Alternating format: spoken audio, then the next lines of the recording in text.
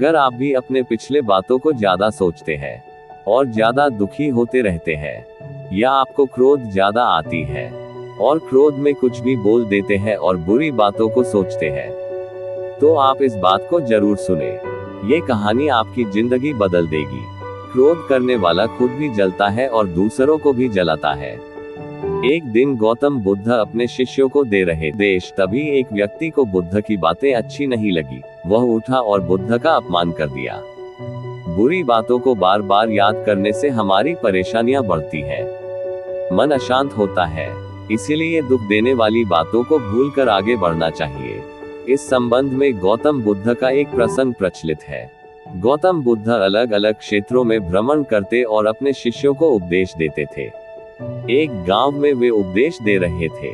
बुद्ध ने कहा कि क्रोध ऐसी अग्नि है जिसमें क्रोध करने वाला खुद भी जलता है और दूसरों को भी जलाता है। बुद्ध के प्रवचन सुनने के लिए बड़ी संख्या में लोग वहां बैठे थे।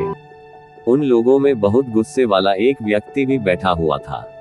उसे ये बातें पसंद नहीं आई। वह अचानक उठा और बोलने लगा कि बुद्ध, तुम पाखंडी हो।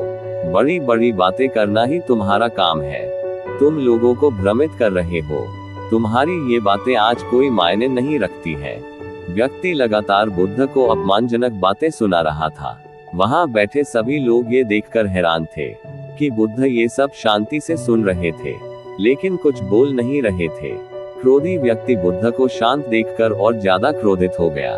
वह बुद्ध के पास गया और उनके मुंह पर थूककर वहां से चला गया।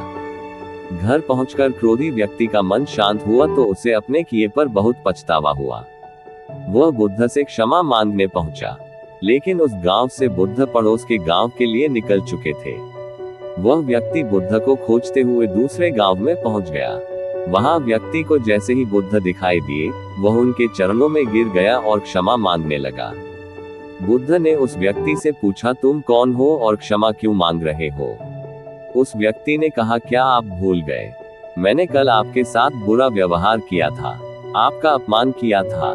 बुद्ध ने कहा, बीता हुआ कल मैं वहीं छोड़ आया हूँ और तुम अभी भी वहीं रुके हुए हो। तुम्हें गलती पर पछतावा है।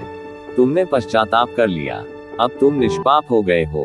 बुरी बातें याद करते रहने से हमारा आज बर्बाद हो जाता है। इस आदत की वजह से भविष्य भी बिगड़ सकता है। इसीलिए बीते हुए कल की बातों को भूलकर आगे बढ़ना चाहिए। आशा है कि शायद आपको इस कहानी से सीख जरूर मिली होगी। तो वीडियो को लाइक करके चैनल को सब्सक्राइब कर दीजिए। हम ऐसे ही आप सभी के लिए वीडियो लेकर आते रहेंगे। धन्यवाद।